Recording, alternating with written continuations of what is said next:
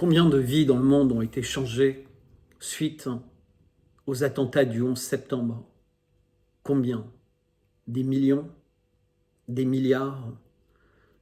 Je vais vous en parler lors de cette capsule, de la manière avec laquelle cet événement a complètement changé, complètement bouleversé, durablement, l'ordre mondial. Vraiment, c'est une date dont tout le monde se souvient. Mais ce qu'a entraîné cette date, tout le monde le vit aujourd'hui au plus profond de sa chair. Alors c'est toujours compliqué de parler d'un événement comme ça, d'un acte barbare qui a causé autant de morts le jour même et qui a si considérablement modifié autant de vies. Puisque forcément, je tiens à dire immédiatement toute ma solidarité pour les victimes, ceux qui sont morts ce jour-là, leurs familles, et évidemment parmi eux les pompiers, les forces de l'ordre qui ont essayé jusqu'à la dernière minute de faire leur travail pour aller sauver le maximum de personnes dans ce qui allait être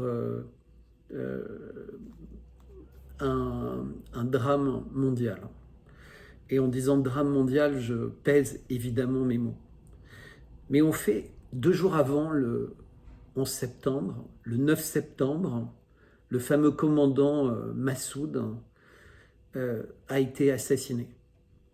Et on sait que le commandant Massoud préparait à cette date-là, et depuis longtemps, avec la CIA et le Pentagone, une opération d'envergure en Afghanistan pour faire un changement de pouvoir. Et c'est une habitude, les changements de pouvoir, mais c'était quelque chose qui était en cours et qui a été finalement interrompu par sa mort. Donc pourquoi? Est-ce que c'est une coïncidence? On va en reparler. Comment également, dans la foulée du 11 septembre, les Américains ont pu si rapidement désigner les coupables. Coupables désignés qui ont nié et ont exprimé très vigoureusement, comme le Mollah Omar, le chef des talibans, l'absence de preuves, puisque très vite, les Américains qui ont désigné les coupables ont demandé au pouvoir en place en Afghanistan de leur remettre tous les terroristes d'Al-Qaïda. Al-Qaïda étant évidemment un groupe terroriste absolument infréquentable, et un de ses financiers, un de ses leaders spirituels, puisque Al-Qaïda n'avait pas véritablement de leader, pas véritablement, puisque c'était une espèce de tentacule présente un peu partout dans le monde avec des cellules plus ou moins autonomes, activables, etc., ne se connaissant pas vraiment les unes les autres. C'était donc une mouvance, entre guillemets, terroriste, était financée par Med Laden, qui était connu pour avoir été associé avec la CIA. On a beaucoup de photos de lui avec des personnes très importantes aux États-Unis. Et son rôle, un de ses rôles, avait été de financer la résistance en Afghanistan contre l'URSS. Donc le rôle de Ben Laden pendant très longtemps était de rendre la vie impossible aux Russes avec l'aide, les financements, les conseils des Américains. Et il semblerait qu'il se soit retourné, ou il semblerait qu'il soit resté un agent double finalement. Tout ça, on ne le saura jamais, puisqu'il a été exécuté et son corps a été jeté dans l'océan, donc il ne pourra jamais parler. Pourquoi d'ailleurs un commando extrêmement bien entraîné a dû exécuter ce vieil homme qui était malade depuis très longtemps, qui était, pour ainsi dire, désarmé avec sa femme et ses enfants, au lieu d'essayer par tous les moyens de le maintenir en vie pour le faire parler. Qu'aurait-il pu dire qui embêtait lui qui avait toujours nié? Ça ne veut pas dire qu'il ne s'était pas félicité, qu'il n'avait pas trouvé que finalement ce qui était arrivé était entre guillemets formidable, mais toutes les bandes vidéo, tout ce qu'on a présenté de Ben Laden au fur et à mesure des années, il y avait toujours des difficultés d'authentification. Parfois il avait l'air plus jeune, plus vieux, plus fatigué. Est-ce que c'était vraiment sa voix, etc. Et on sait évidemment qu'avec les effets spéciaux, avec tout ça, on peut facilement imiter la voix de quelqu'un surtout quand on a des budgets énormes, des budgets d'État, et créer tout type de fausses preuves. Je ne dis pas que c'était le cas, je dis juste que tout ça a été possible et qu'encore une fois, c'est un terroriste qui ne pourra pas parler, on ne pourra pas savoir qui étaient ses financiers, qui étaient ses commanditaires et surtout comment cet homme qui se déplaçait d'une grotte à l'autre à cheval, qui avait pour seul moyen de communication des talkie-walkie et des post-it et éventuellement des enveloppes de cash, a pu mettre en œuvre l'attentat le plus incroyable possible et imaginable, puisque c'est un attentat qui incluait des pirates de l'air, qui incluait une synchronicité incroyable et qui visait les villes finalement les plus symboliques au monde et dans ces villes les lieux les plus symboliques et pas que ça. Donc c'était véritablement un électrochoc incroyable. Aujourd'hui encore, en 2023, beaucoup de familles de victimes continuent à se battre pour connaître véritablement toute la vérité et savoir le contenu de ces rapports qui sont totalement secrets. Et il y a eu un foisonnement incroyable de théories qui sont nées depuis. Juste suite au 11 septembre, on a eu l'invasion de l'Afghanistan par les Américains, dont ils sont repartis il n'y a pas tellement de temps. Puis l'invasion de l'Irak, tout le monde se rappellera de Colin Powell avec sa petite fiole aux Nations Unies. Puis la mise complètement dans un état moyenâgeux de la Libye, qui était pourtant, avant d'être complètement détruite, un des pays les plus stables et dans lequel les citoyens étaient les plus heureux. Et je vous invite vraiment à rechercher par rapport à ça et à sortir de l'image d'Épinal de la Libye comme un pays complètement abominable. C'était un pays qui était en train de sortir et qui avait l'intention d'ailleurs de sortir lui-même, c'était fait, et de sortir toute l'Afrique d'une situation inacceptable pour ce grand continent fier et riche. Et je vous rappelle, juste à titre indicatif, que la Libye est un pays extrêmement riche en pétrole et qui devait accueillir la Coupe d'Afrique des Nations en 2013, et qu'à cette occasion, il aurait montré au monde entier quel pays il était et à quel point les gens qui y vivaient étaient heureux. Mais ce pays avait également l'intention de lancer une monnaie qui allait contrecarrer le franc CFA et éventuellement donner des idées à d'autres pour contrecarrer le dollar. Et donc il y a eu une forme d'urgence manifestement pour se débarrasser de lui, puisque, comme pour l'Irak, toutes les raisons qui avaient convaincu un certain nombre de pays à se lancer de façon hasardeuse dans la guerre là-bas se sont avérées avoir été fausses et trafiquées.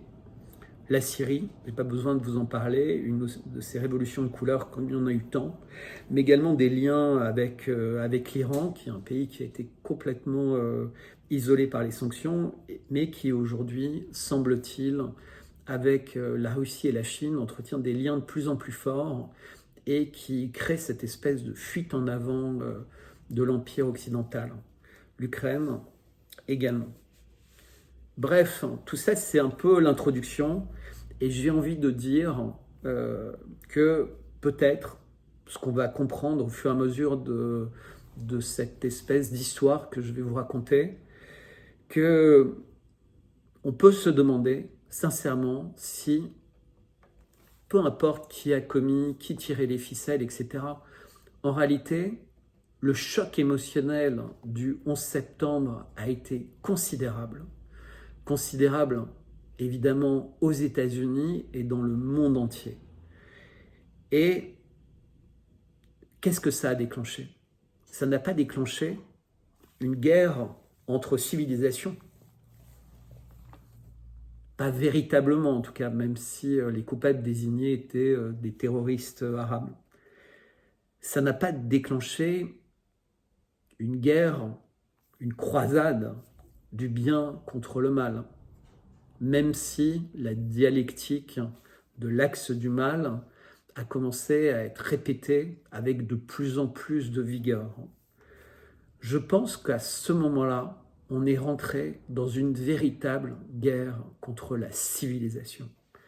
Et c'est vraiment le plus important à comprendre, c'est qu'à partir du 11 septembre 2001, on rentre dans une nouvelle phase de l'histoire de l'humanité qui est la guerre d'un certain nombre d'acteurs ultra puissants qui sont à la tête des États, à la tête des grandes entreprises, à la tête des grands fonds d'investissement, à la tête de fortunes considérables et qui sont capables d'imprimer des billets librement contre la civilisation. Et évidemment, il faut toujours un ennemi. Donc le premier ennemi va s'appeler Ben Laden, puis Saddam Hussein, puis Kadhafi, etc. Comme dans un film d'Hollywood, le public a besoin d'un ennemi. Mais le 11 septembre, le premier ennemi s'appelle Mohamed Atta. Donc, fort étonnamment, quelques heures après l'attentat, on retrouve le passeport dans un état parfait et qui permet d'identifier. Je vous rappelle d'ailleurs que depuis, quasiment pour chaque attentat, que ce soit sous le fauteuil des camions, dans les sacs, sur le siège des voitures, etc., ça va être comme une signature de tous les terroristes du monde. Ils vont laisser derrière eux leur papier d'identité. Étonnant. Et parfois, d'ailleurs, quand on ne retrouvait pas immédiatement la trace des terroristes, 1 ou 2 jours après, comme en Allemagne, dans un marché de Noël, on retrouve sous le fauteuil du camion les papiers d'identité du terroriste qui permettent de remonter assez vite sa trace et de l'exécuter également, comme à chaque fois. Donc ce que je vais montrer, c'est que depuis, tout a changé. Mais avant, qu'est-ce qui se passait? Avant le 11 septembre, on venait de vivre plusieurs crises. On venait de vivre la crise Internet, la bulle Internet. Et on avait vécu un peu avant une autre bulle, qui était la bulle immobilière. Et on allait en vivre d'autres, mais finalement qui allaient être traitées assez différemment.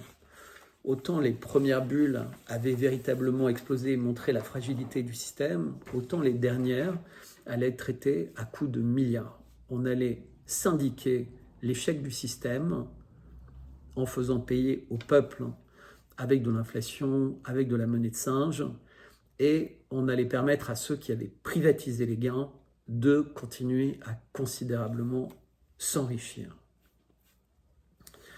Donc que se passe-t-il le 11 septembre? Le monde entier dit « Oh, c'est horrible ». Et moi, je me rappelle, j'allais partir à un rendez-vous, finalement, je ne suis jamais allé à ce rendez-vous. Et je suis resté collé devant la télé pendant des jours. Et ça a changé complètement mon activité économique dans les semaines qui ont suivi et dans les mois qui ont suivi. C'était un changement brutal. Donc, Al-Qaïda, Ben Laden, dans les heures suivantes, ont été désignés. Eux disaient « Nous ne sommes pas impliqués ». 7000 agents du FBI ont enquêté aux États-Unis, beaucoup ont enquêté partout dans le monde pour essayer de trouver des preuves. Absolument toutes les vidéos ont été confisquées. Toutes les vidéos de personnes qui étaient quelque part dans New York et qui pouvaient avoir des images, les vidéos des stations-service, les vidéos de surveillance, tout, absolument tout a été confisqué. Pareil pour les enregistrements aériens et toutes les communications entre les pilotes et tours de contrôle. Et il y a eu une contrainte de silence total.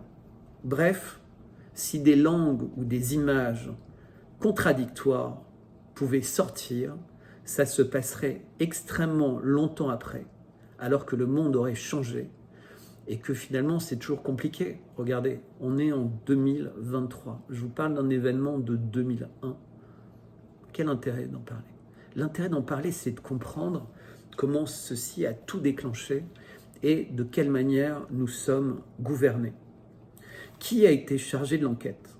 Alors son nom est plus connu pour ceux qui ont suivi l'actualité récente, puisqu'il s'agit de Robert Mueller. Alors Robert Mueller est également celui qui s'est occupé de Trump dans ses accusations d'être lié aux Russes.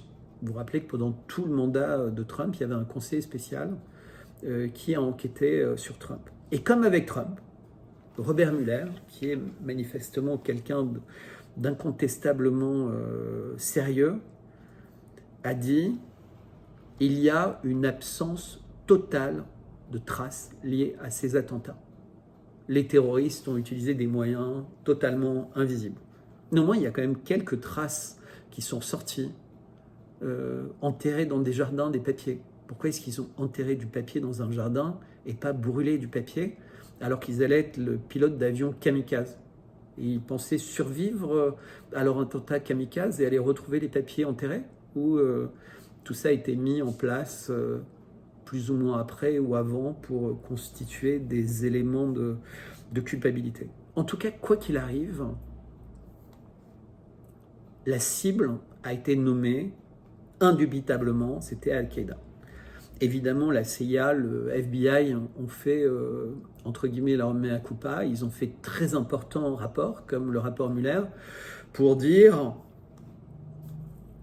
on n'a pas de coupable chez nous, mais on aurait dû mieux communiquer ensemble et la loi aurait dû nous permettre de pouvoir plus travailler.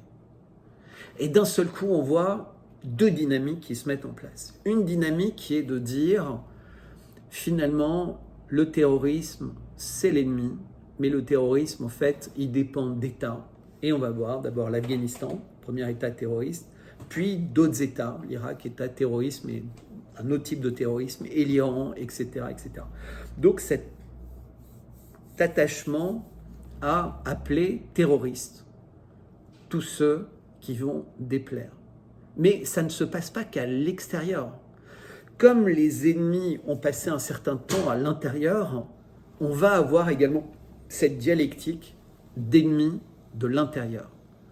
Et d'où un certain nombre d'actes qui vont être mis en place, comme le Patriot Act dont je reparlerai tout à l'heure.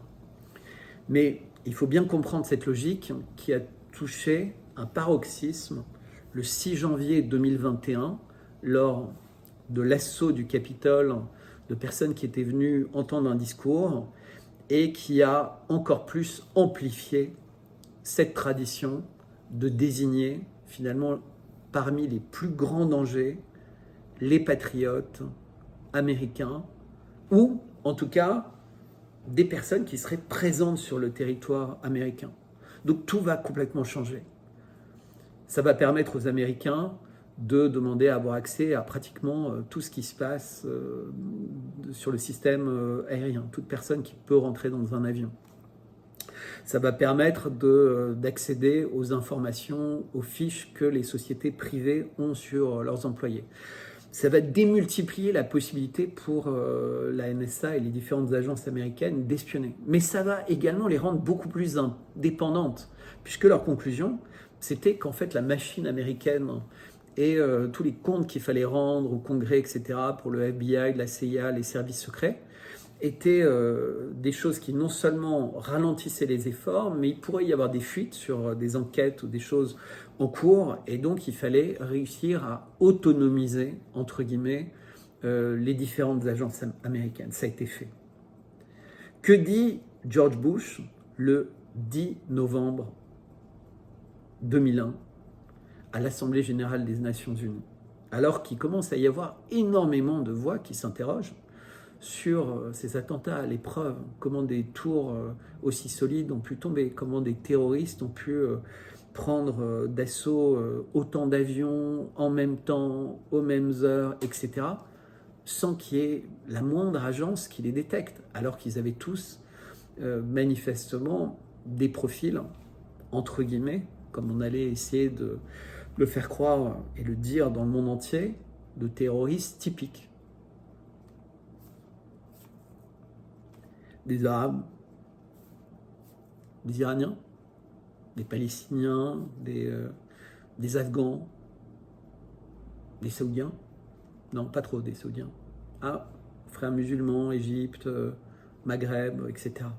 Mais bref, un ennemi désigné et qui va être l'objet d'énormément de guerres. Mais que dit George Bush? Il dit qu'il ne faudra jamais tolérer des théories du complot concernant les attentats. Jamais tolérer. Et qu'est-ce que ça vous rappelle? L'épisode 2020 du Covid. Il ne faudra jamais tolérer de remettre en cause le vaccin. Jamais tolérer les complots sur le terrorisme. Jamais remettre en cause le vaccin. Pourquoi? Pourquoi cette tradition de ne pas essayer de comprendre ce qui s'est passé, de ne pas comprendre mécaniquement comment des tours aussi grandes et aussi solides ont pu tomber en laissant finalement très peu de traces. Pourquoi d'ailleurs toutes les traces ont été jetées dans des barges au large, etc., etc. Qu'est-ce qui s'est passé? Pourquoi il y a une troisième tour qui est tombée alors qu'il y avait 2 avions? Et qu'aucune autre tour est tombée entre les 2 tours jumelles, des tours écrans et une autre tour du World Trade Center qui est tombée et dans laquelle il y avait des documents uniques et qui correspondaient à une enquête sur des milliers de milliards de dollars du Pentagone dont personne n'était capable de retrouver la trace. Chiffre qui à l'époque, je crois, était de 8000 milliards de dollars, mais qui aujourd'hui est bien plus considérable. Vous imaginez tout ce que vous pouvez faire avec ces milliers de milliards de dollars du Pentagone. Je ne parle pas de la dette américaine, qui est 33 000 milliards de dollars. Je parle d'argent qui a été donné, confié au Pentagone pour assurer la défense des Américains, mais aussi ce rôle de gendarme du monde, et des sommes aussi considérables, personne ne sait où elles sont. À quoi elles ont servi? Vous imaginez avec cet argent tout ce que vous pouvez faire, toutes les personnes que vous pouvez convaincre, corrompre. C'est beaucoup d'argent. Et tout ça a disparu. Pareil, l'avion qui s'écrase sur le Pentagone, comme par hasard, il s'écrase sur des archives. L'avion, pareil, il y a eu beaucoup de théories. Comment un avion a pu fondre et quasiment disparaître? Absence totale d'image. Même les moteurs. Incroyable. Mais des pilotes qui ont appris sur un simulateur de vol ont réussi à faire des manœuvres incroyables entre différents aéroports pour arriver pile poil sur des tours, quasiment à la même hauteur, en les visant parfaitement, à une vitesse incroyable et une très faible altitude. Je rappelle que quand un pilote se pose et baisse en altitude, il n'a pas du tout ce type de vitesse. Parce qu'en fait, vous êtes très rapide avec un avion quand vous êtes à forte altitude, puisque la densité de l'air est beaucoup plus faible, et donc votre avion peut fendre l'air beaucoup plus facilement, et l'inertie créée par les réacteurs lui donne cette possibilité d'avoir une grande vitesse. Mais quand vous êtes bas, à basse altitude, c'est pas du tout la même musique, les perturbations ne sont pas du tout les mêmes, et la résistance de l'air est considérable sur les ailes. Donc en général, à basse altitude, la portance des ailes est suffisante pour que vous puissiez décoller ou atterrir à une vitesse très sensiblement plus faible que celle à laquelle vous volez en grande altitude. Ce serait de la mécanique des fluides à vous expliquer, mais c'est extrêmement perturbant. Et pourtant, ils réussissent à viser parfaitement, alors qu'il doit y avoir un certain chahut, il doit y avoir beaucoup de stress. Vous imaginez, vous allez vous suicider dans une tour et vous visez aussi parfaitement une tour après l'autre. Et tellement parfaitement que 2 heures après, les tours vont s'écrouler devant toutes les télés du monde. Incroyable. Alors je pourrais vous décrire, mais je pense que toutes les personnes qui regardent cette vidéo ont déjà vu des dizaines de vidéos, ont lu Truth, les architectes, les scholars, etc. Énormément de personnes ont fait énormément de tests sur ce sujet. Tout a été dit, tout a été écrit, tout a été imaginé, y compris comment ces tours avaient pu tomber.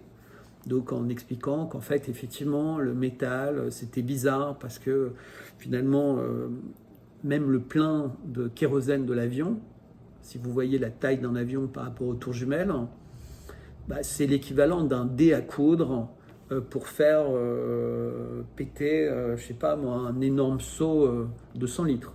C'est vraiment l'ordre de grandeur. Hein. Donc avec ça, vous pourriez faire fondre. Bon, si vous êtes allé voir les tours jumelles, c'était de l'acier, vraiment de l'acier. Voilà. Est-ce que ça pouvait fondre avec l'explosion? Est-ce que sincèrement, j'en sais rien et j'ai même pas envie de rentrer dans tous ces détails parce que ça n'a pas d'importance. Ça n'a aucune importance. L'important, comme toujours, c'est de se demander à qui ça profite? Qui pouvait avoir envie avant? Qui peut considérer que c'est intéressant à ce moment-là? Et qui peut en profiter après? On voit qu'avant, il y a des crises qui peuvent déstabiliser l'économie. Il y a une forme d'indépendance d'un certain nombre de pays qui recommencent à se parler, qui discutent, qui prennent leur envol économique. La Russie vient de changer de président. C'est plus Yeltsin, c'est Poutine. Un mystère, Poutine, qui a résisté à la première élection alors que les Américains n'avaient pas envie véritablement de le laisser en place. Mais il a réussi à être élu. Et il fait partie des gens qui vont aller déposer des gerbes et qui vont s'exprimer, qui vont dire à quel point il est triste, etc. Tout le monde va s'exprimer. Parce que tout le monde sait que c'est un événement majeur. Peu importe ce que les gens pensent. Est-ce qu'ils pensent comme Thierry Messiaen que c'est totalement faux et qui lui l'affirme très très rapidement et qui écrit un livre qui sera publié dans 28 langues, qui va être vendu partout dans le monde?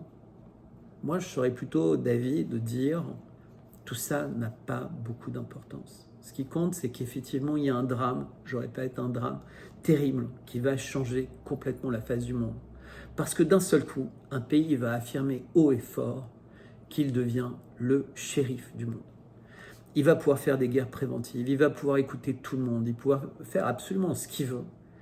Et comme il a vécu ce choc dans sa chair de 2700 personnes mortes, 400 pompiers, 50 policiers, etc., le monde entier va considérer que c'est normal et que c'est eux, finalement, qui ont une forme de légitimité à attaquer. Il y aura, au moment de l'invasion de l'Irak, en 2003, une tentative de résistance de la France. Et entre ce livre à scandale dont je viens de parler, de Messiaen, et la position de la France à l'ONU, il va y avoir vraiment une défiance de beaucoup d'Américains vis-à-vis de la France. Mais énormément aussi y croient. Énormément se disent, mais qu'est-ce qui se passe? C'est quoi? On commence à faire des guerres partout, on commence à s'impliquer partout. Et finalement, ce président Bush, qui n'est pas forcément un président très populaire, mais je vais y revenir,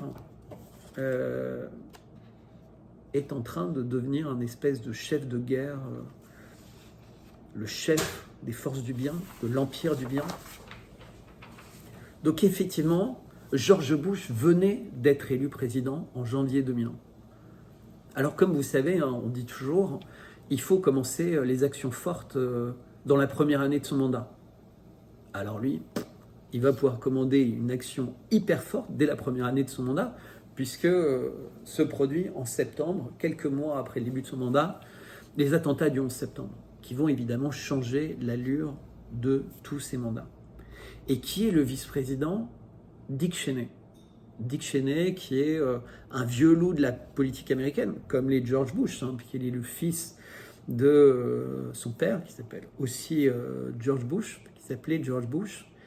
Et donc il succède à Bill Clinton, mais Dick Cheney, c'est un vieux loup de la politique et qui est également le patron d'Hallyburton, une énorme société pétrolière qui connaît très bien toutes ces régions-là, qui connaît très bien l'intérêt de l'Afghanistan, qui est finalement un pays de passage entre l'Inde, Pakistan, vers l'Europe, mais également pour la Chine.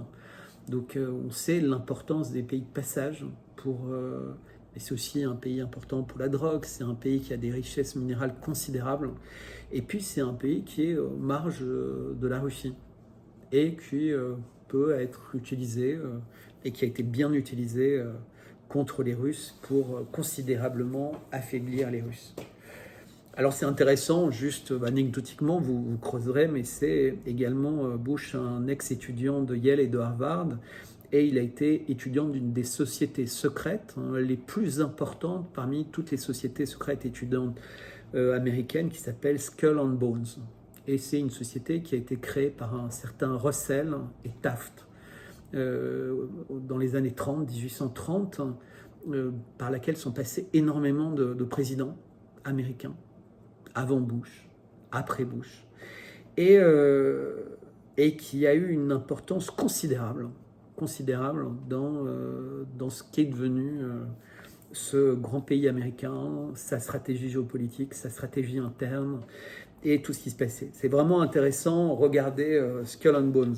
C'est un père de 2 filles, le père de Bush et le frère de Bush, c'est Jeb Bush, qui était un des concurrents de Trump lors de son élection. Donc c'est des gens qui sont assez ennemis de Donald Trump. On pourrait se demander pourquoi en permanence Bush a été aussi inamical, entre guillemets, avec le président républicain qui lui a succédé après Obama.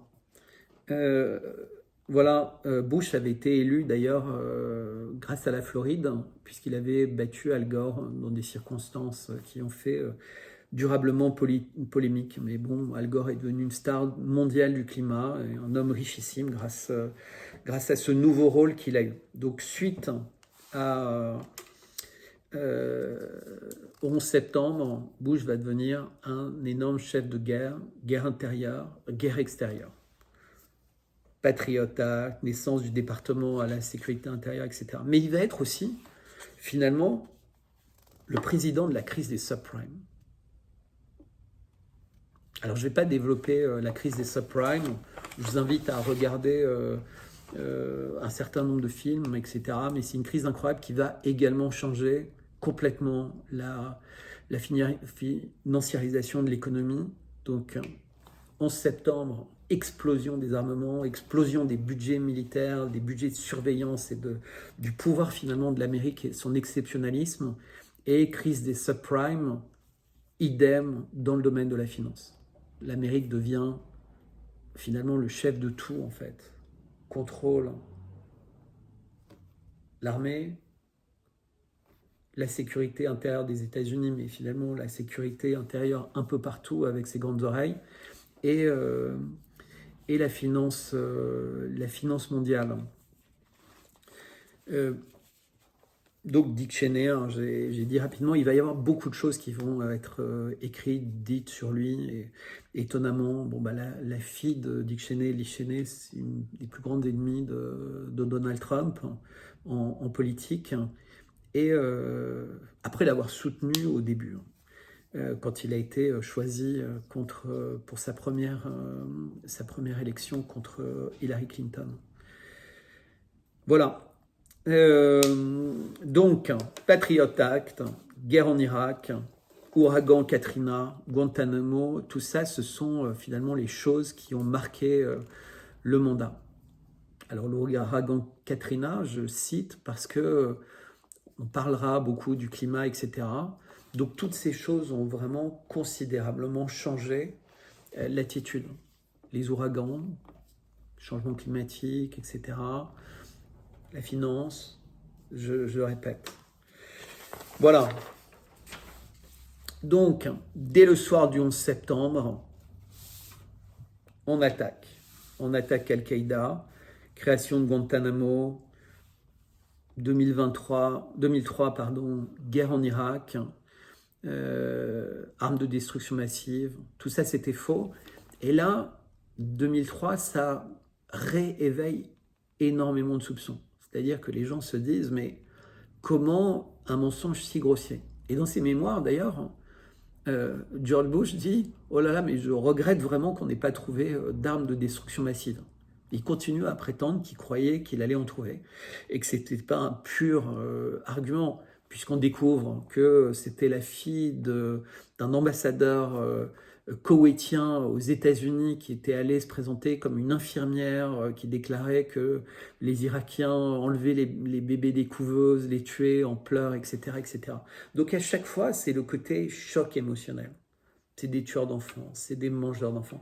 Ça vous rappelle peut-être ce qui s'est passé récemment, au début de l'opération spéciale russe. Oh, ils ont tiré sur des maternités. Rappelez-vous, ces femmes enceintes qui couraient. Puis quelques temps après, une des femmes qui courait dit, bah voilà, moi j'ai été payée pour jouer ce rôle, je suis un peu désolé, etc. Alors, est-ce que c'était vrai? Est-ce qu'elle a été capturée par les Russes et elle a menti, etc. De toute façon, tout ça n'a pas beaucoup d'importance, puisque plus vous cherchez à savoir le vrai, plus ceux qui n'ont pas envie que vous le trouviez vont faire de mensonges. Donc ce qu'il faut comprendre, ce sont les dynamiques qui s'opèrent dans le monde contemporain et qui s'accélèrent depuis 2000 ans. Parce qu'évidemment, je n'ai pas fait une capsule sur le complot pour vous parler de mécanique, de résistance des matériaux, etc. Même si j'ai évoqué rapidement un certain nombre de choses. Et comme je vais en évoquer une autre là, en aparté, quand vous avez une bougie, il y a une flamme et la flamme chauffe vers le haut. Mais tout le bas de la bougie, il est froid. Donc quand vous avez un incendie dans un immeuble, vous avez les étages supérieurs qui brûlent, 2 ou 3 étages, selon la manière. Dans un immeuble comme ça, d'ailleurs, vous avez une énorme piscine d'eau au-dessus pour alimenter en eau tous les étages et les chasses d'eau, etc. Parce que c'est évidemment pas de l'eau, il n'y a pas de château d'eau ou de pompe suffisamment puissante pour, au fur et à mesure, donner de l'eau. Donc en fait, il y a des pompes qui ramènent de l'eau au sommet. Ensuite, par gravitation, en fait, cette eau va être utilisée dans la tour. Bizarrement, cette eau n'a pas été utilisée, contrairement à la manière avec laquelle elle est utilisée dans plein de films catastrophes.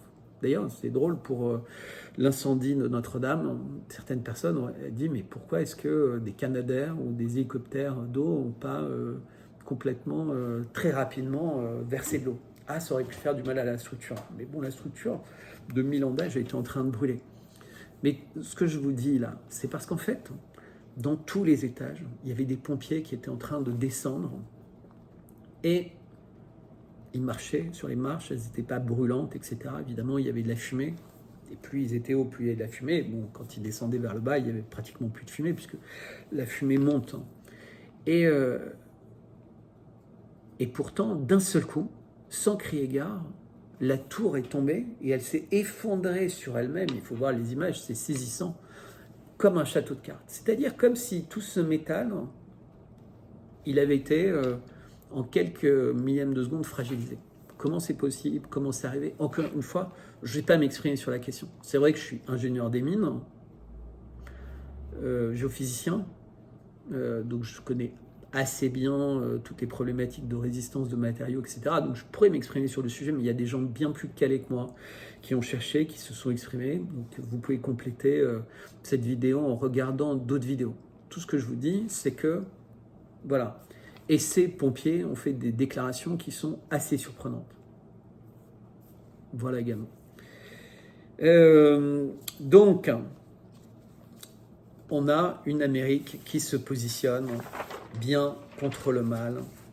US Patriot Act, Homeland Security Act, Military Commission Act, etc., etc. Et tous les ans, évidemment, et ça c'est totalement normal, le Patriot Day, le 11 septembre. Et moi-même, tous les ans, vraiment, je suis extrêmement triste de cette date. Puisque comme je le dis, moi je vis cette date comme le début d'une guerre contre la civilisation qui fait jour. Le 11 septembre, la guerre contre la civilisation commence. Elle commence. Donc, tous ces actes permettent d'avoir des banques de données, d'autonomiser complètement CIA, FBI, etc. Et je vous rappelle, si vous vous en souvenez, que un certain nombre de sénateurs, etc., se disaient non, mais on ne peut pas balayer comme ça la Constitution, on est un État qui repose sur cette Constitution, c'est compliqué. Eh bien, des sénateurs, des congressmen se sont mis à recevoir des enveloppes avec de l'anthrax, comme s'ils étaient visés par des terroristes. Ah, c'était bien ciblé, c'était bien efficace, parce que d'un seul coup, les sénateurs et les congressmen en question ont complètement changé de bord. Ou alors on se sont assurés que leurs copains récalcitrants changeaient de bord en disant « mais imagine, là, on continue à être attaqué par des terroristes qui nous envoient des enveloppes d'anthrax. On n'a jamais trouvé qui envoyait, on n'a jamais su d'où venait l'anthrax, on a évidemment soupçonné depuis sa grotte avec ses chevaux et ses talkie-walkie Ben Laden, mais toutes ces enquêtes n'ont jamais été véritablement faites sérieusement. Et je pourrais vous donner des milliers d'anecdotes sur ces sujets-là. Bon, juste pour vous rappeler ce qui s'est passé quand même. 2 tours qui culminent à 415 mètres de haut et qui s'effondrent. 2977 morts, 19 terroristes. Timing télévisé mondial. Pompiers morts, policiers morts. Terrible. Vraiment terrible, terrible, terrible. Le Haut Commissariat aux droits de l'homme dit qu'il s'agit de crimes contre l'humanité. Et donc, ce que ça veut dire, c'est que on parle d'un crime contre l'humanité. Alors évidemment, il n'y a bien à personne l'idée de nier qu'il y a eu un crime contre l'humanité commis. Il y a un crime contre l'humanité. Bush avait dit « j'interdis de dire des complots ». Alors on voit toujours cette dialectique, comment on va faire peur aux gens. Moi je dis, il y a eu tous ces morts. Clair. Mais qui l'a fait? Il y a des millions de personnes qui ont émis des doutes, peut-être pas des millions, mais des dizaines de personnes sérieuses qui ont vraiment étudié dans le détail et qui s'interrogent très très fortement. Mais quand on dit crime contre l'humanité, n'en parlez pas, plus personne n'ose en parler. Moi, ce qui m'intéresse, c'est pas de vous dire qui a fait quoi, quel intérêt. Comme pour les attentats Nord Stream, on se doute bien que peu importe qui l'a fait, ça profite toujours aux mêmes. Industrie de l'armement, monde financier, Big Pharma, qui d'autres? Toujours les mêmes. Le pouvoir en place et ceux qui sont derrière. Évidemment, je ne vais pas citer l'industrie du pétrole, à laquelle vous avez tous pensé en premier, puisque le pétrole, c'est le sang de notre économie, le vrai sang de notre économie. Parce que l'argent, c'est complètement virtuel. Je ne vais pas dire que les médicaments sont virtuels, il y en a beaucoup qui sont bons, et puis en tout cas, quand ils ne sont pas bons, on peut se demander s'ils n'ont pas un rôle autre. Mais donc, il y a une version officielle. Aller contre cette version officielle, c'est le risque d'être qualifié de révisionniste, et voire même de négationniste. Et donc là, ça devient extrêmement compliqué, d'où ma position. Je pose des questions, je répète des questions, je dis qu'il y a des gens très sérieux qui ont véritablement enquêté pour comprendre si ce n'était pas passé. Et moi, je vous dis, ça n'a aucune importance. Ça n'a aucune importance. Il y a tellement de choses qui ont été prouvées. Il n'y avait pas d'armes de destruction massive en Irak. Point barre. Etc., etc., etc.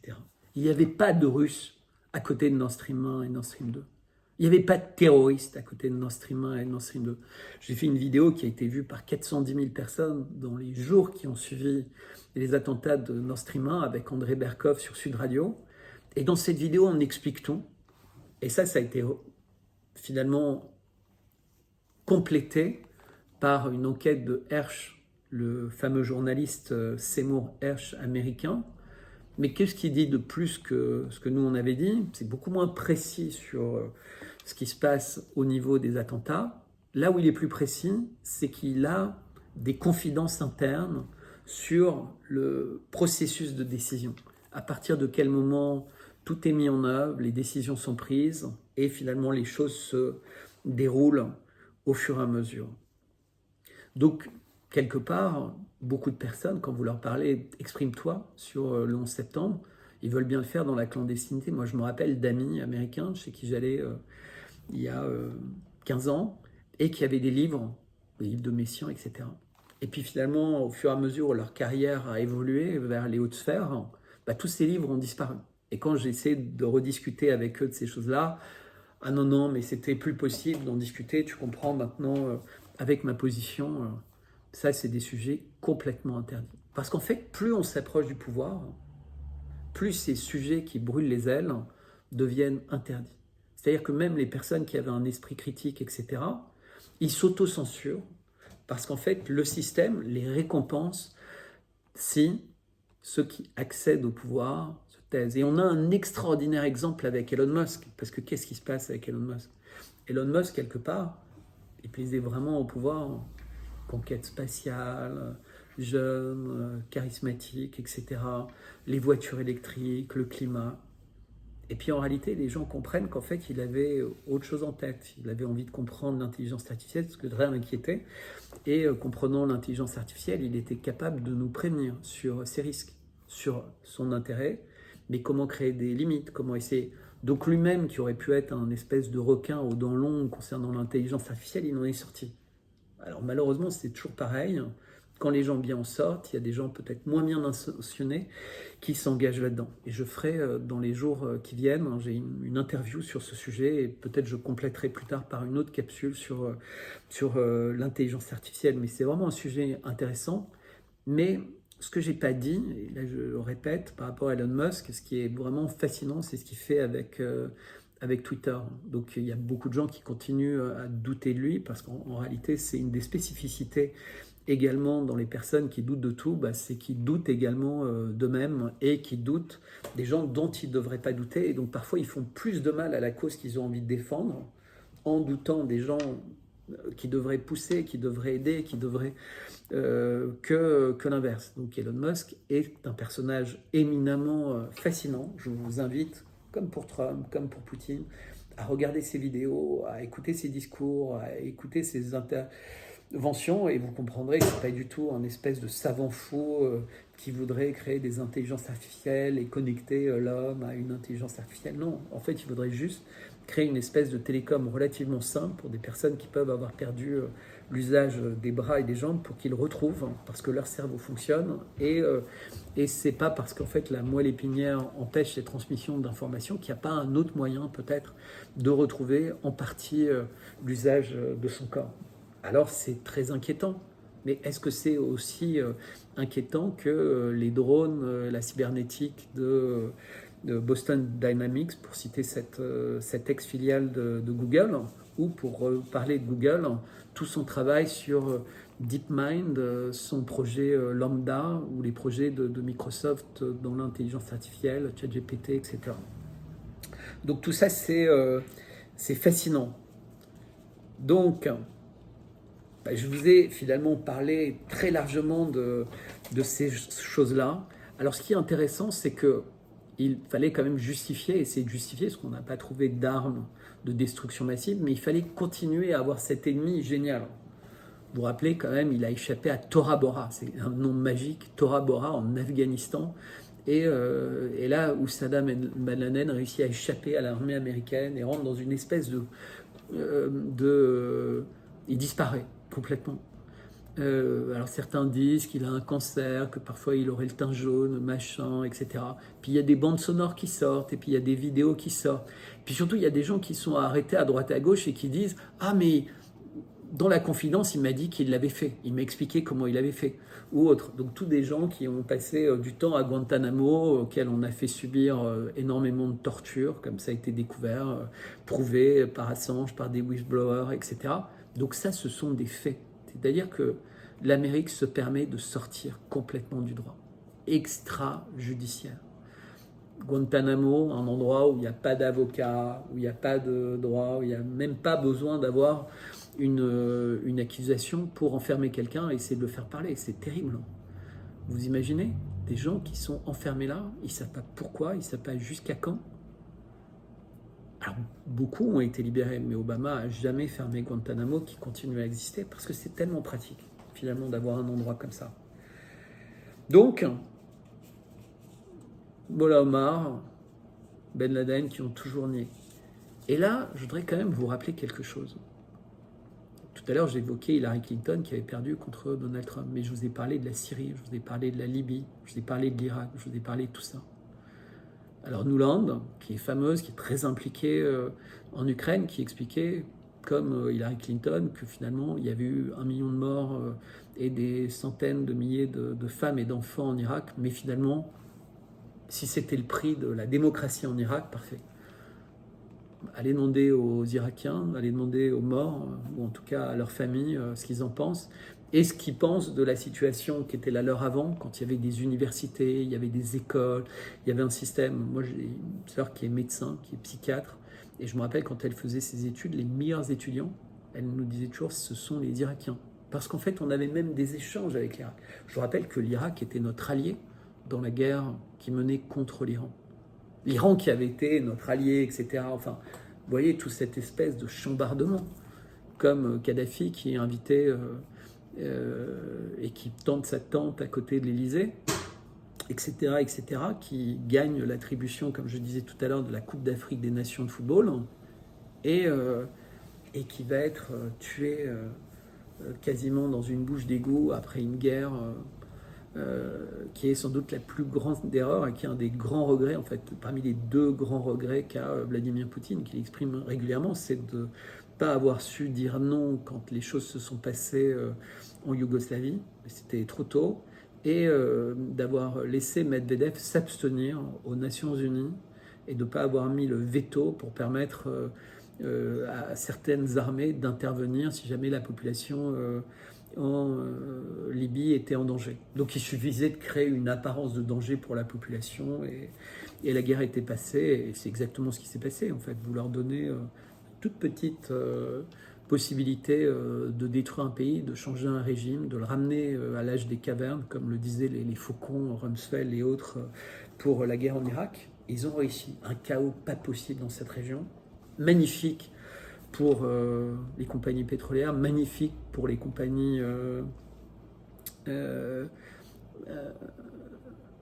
magnifique pour les banques, magnifique pour l'industrie pharmaceutique, magnifique pour l'ensemble des acteurs et donc les boîtes pharmaceutiques auront leur heure à ce moment-là.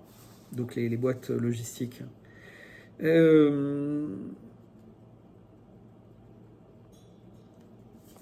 Je ne vous parle pas des simulateurs de vol, etc., de toutes ces choses-là. Pas très intéressant. Alors, il y a, comme j'ai dit, beaucoup de théories sur... je vous invite... Alors moi, je n'ai pas lu le livre de Messiaen, mais je suis allé feuilleter sur Internet. Bon, je pense que c'est assez intéressant. Le pauvre, il a été complètement harassé par tous les médias, à commencer par Libération, Le Monde, etc. Donc déjà, dès cette époque-là, on a les journaux du bien contre le mal, au lieu d'essayer de faire une enquête. Je vous rappelle que quand ils font des enquêtes, et ça leur arrive encore, ils découvrent des choses qui, quelques mois avant, étaient de véritables théories du complot. Donc c'est toujours intéressant, même quand c'est une théorie du complot, de dire qu'il y a des sociétés privées qui existent pour influencer des votes et des élections, ou pour prendre le contrôle de machines à voter, etc. Et tout le monde dit « Ah, oh, c'est impossible, ça ne peut pas arriver, etc., etc. » Et puis, tac, on découvre qu'une compagnie, pour quelques millions de dollars, fait ça un peu partout dans le monde, qu'elle a énormément de clients, énormément de moyens, et que ça fonctionne très bien et qu'elle donne énormément de satisfaction. Bref, est-ce qu'on pourrait dire que le 11 septembre, ça a été un peu comme l'incendie du Reichstag, qui a permis d'instaurer une dictature pour sauver la démocratie et la liberté des peuples? Je n'irai pas jusque-là. Mais ce que je dis, c'est que à chaque fois qu'un événement majeur s'est passé, une pandémie majeure, qu'elle soit provoquée, qu'elle soit naturelle ou autre, il y a eu toujours cette espèce d'opportunisme immédiat. Comment on va pouvoir en tirer parti? Et cet opportunisme, en général, il est d'autant plus fort qu'on a une imbrication complète aujourd'hui entre le pouvoir politique et le pouvoir économique. Dans des grands pays comme les États-Unis, c'est quasiment impossible d'être élu si vous n'êtes pas soutenu par des patrons de très grandes boîtes. Et puis vous avez le pantouflage. Rappelez-vous quand même Dick Cheney, qui est redevenu patron d'Haliburton, Halliburton qui a été un des plus gros contractants du Pentagone en Irak. Mais tout ça, ça passe, c'est normal, c'est des milliards. On voit, grâce à l'ordinateur d'Hunter Biden, qui subitement, 2 ans après, est devenu une vérité, tous les liens économiques, les trafics d'influence qu'il peut y avoir dans cette famille, les relations qu'il y a avec des grands acteurs en Irak, les biolabs, le Covid, ou en tout cas le gain on function, et des boîtes comme Project Veritas qui sont en train d'être complètement détruites. Pourquoi? Parce que Project Veritas sort des informations. Il venait d'être réhabilité par Twitter. La vidéo fait 50 millions de vues, etc. Enfin, c'est considérable. Aucun média n'en parle. Non, mais c'est des complotistes, on n'est pas sûr que la personne qui a parlé, etc. Moi, j'en sais rien. Franchement, j'en sais rien. Sauf que toutes ces choses extrêmement étonnantes, elles sont tellement corroborées par la réalité. Et tout ce qui est dit n'est tellement pas corroboré par la réalité. On nous avait dit tous protégés, tous machin. Faux. On nous avait dit plus de démocratie, plus de machin. Et on réalise qu'en fait, pendant la suite du Patriot Act, sont nées des compagnies, Facebook, etc. Puis on réalise qu'il y avait des financements, CIA, FBI, etc.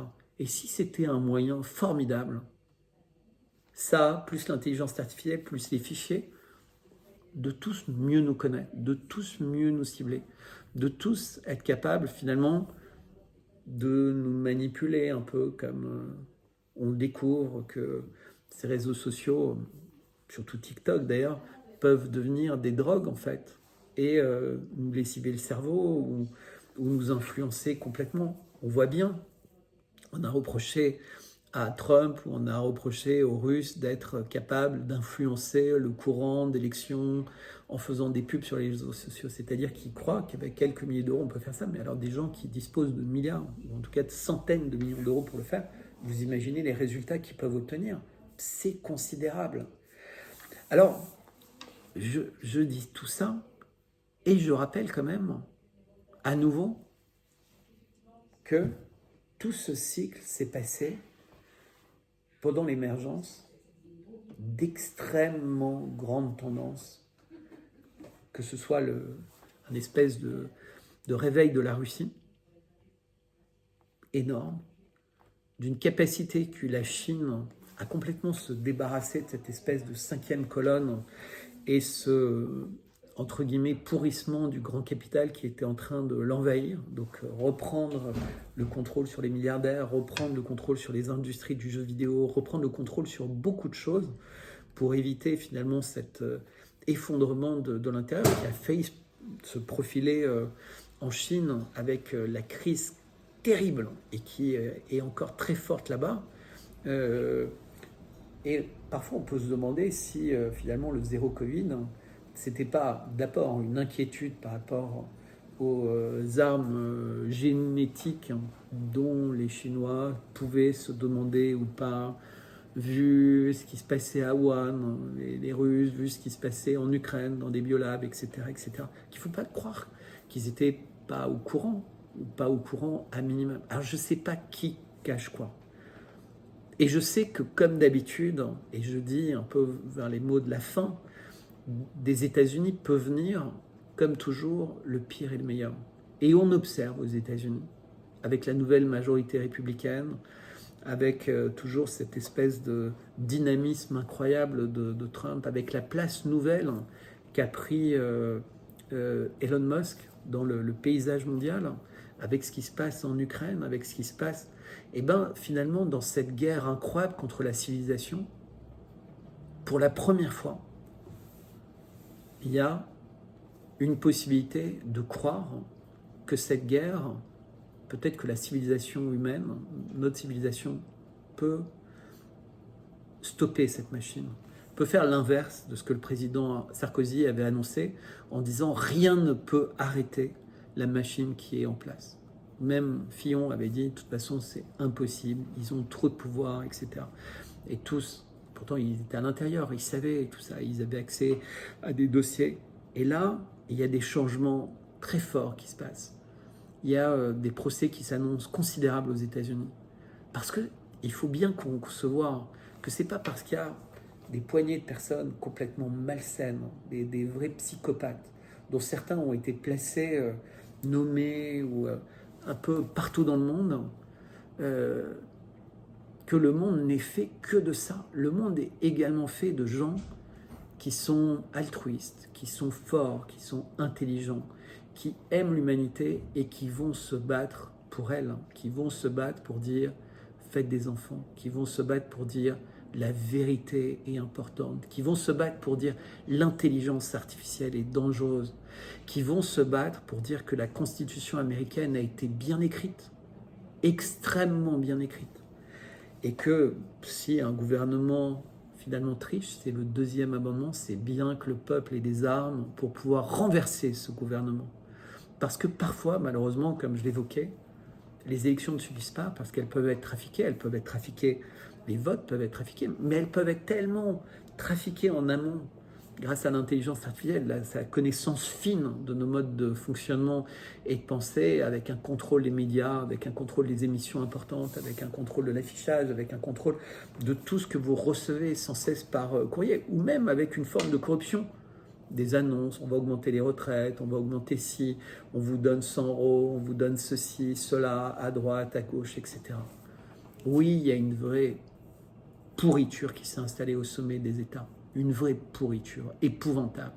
Des gens qui disent des choses inadmissibles, des choses d'une bêtise et tellement éloignées du bon sens que ça devrait tous nous faire sursauter, ça devrait tous nous faire dire non. Eh bien moi je vous dis, le 11 septembre, cette dynamique s'est mise en place. Et dans quelques jours, on va visiter le 24 février. Et bien peut-être qu'un jour, on se dira, le 24 février, cette dynamique a commencé à s'enrouer. Et c'est très important d'avoir ça en tête pour comprendre ce qui se passe actuellement dans le monde. C'est vraiment important. Parce que cette guerre hybride totale contre la Russie, de notre camp, entre guillemets, le camp occidental, c'est la suite d'une guerre contre la civilisation humaine.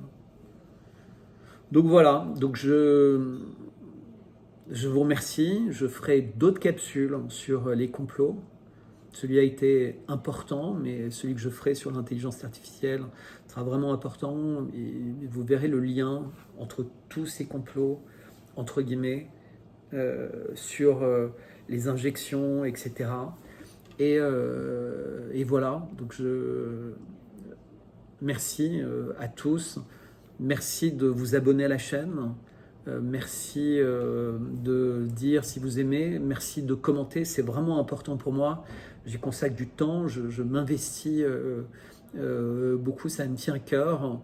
Et je vais continuer. Donc, abonnez-vous. Merci beaucoup. À très bientôt.